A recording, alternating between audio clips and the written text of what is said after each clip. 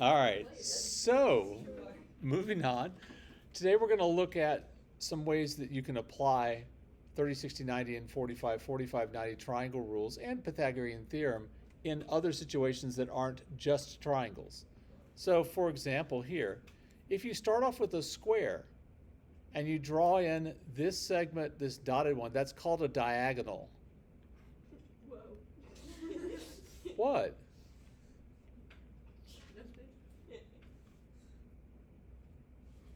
I missed something.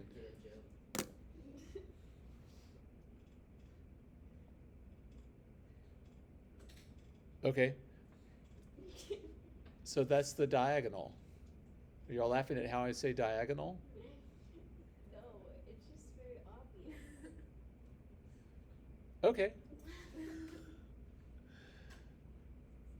So when you do that, each of these triangles that you form are isosceles right triangles. If it's an isosceles right triangle, what's the other word for that? 45, 90. Yeah, it's a 45, 45, 90. So, I mean, I could have given you these problems without showing you any examples and made you figure out that this is 45, 45, 90. Or you could actually do this by Pythagorean theorem. But I know that this side is 15, and so then x is just, well, the hypotenuse is the leg times the square root of 2. Wait a minute. Okay. How do you know that that side's 15? Oh. What does this little mark mean? Wow. It's a square. I think the driver's ed watching has rotted your brain. Whoops. All right. Now, if you draw a diagonal in a rectangle, students frequently go, oh, that'll be a 45, 45, 90 triangle also. But that doesn't make any sense because these two legs are not the same length. Now, occasionally I'll have someone who does something that's a little smarter but not particularly smart. Well, they'll go, well, then it must be 30, 60, 90. Well, there are other kinds of right triangles. There's, like the 80, 10, 90 and the 70, 20, 90. And I'm just doing ones that end in 0. There's a whole bunch of them. We don't have rules for all of those. However, what can we do when we know 2 sides out of the 3 in a right triangle? Like on the last one on your homework. We can do the Pythagorean theorem. Now, before we jump in, these are pretty big numbers, right? I'd like to make them somewhat smaller. What are both of these evenly divisible by? 3. This is 3 times 8. And this is 3 times 15. Oh, hey. 8, 15, 17. Times 3. Wait a minute. 8, 15, 17 is one of the Pythagorean triples. Oh, never mind. Now, if you don't remember the triple, you could still do the Pythagorean theorem. You could call this 3 times b or something and do 8 squared plus 15 squared is equal to b squared and work it out. But this is way faster if you know the triple. And last but not least, if you start with an equilateral triangle and draw in an altitude. I think, did we talk about altitude and height last week? Yes. Okay.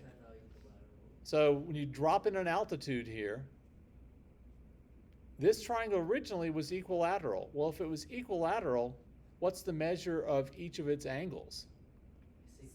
60. Oh, look, that's 60 and that's 90. What does this have to be? 30.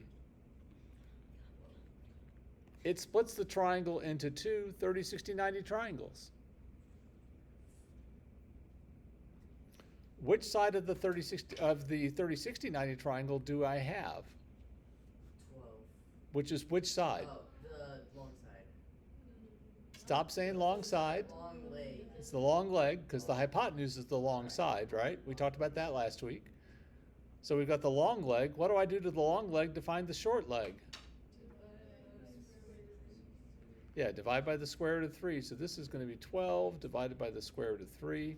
Some of you are already to the point where you don't have to write out the rationalization. That's great. If you're not there yet, that's fine. Why are you doing 12 divided by the square root of 3? Because the long leg is equal to the short leg times the square root of 3. So the short leg is the long leg divided by the square root of 3. Oh.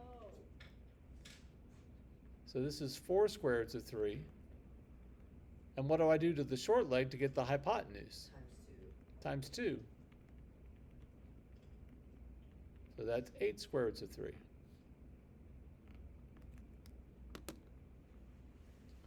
Occasionally, I have given this problem without a diagram and said, if the altitude of an equilateral triangle is 12, how long is each side of the equilateral triangle? Or how long is a side of the equilateral triangle? And no kidding, I have had students who have worked this out without putting the x's there. They found that and they're like, so which is the side that you want? I want a side of the equilateral triangle. Yeah, but which one?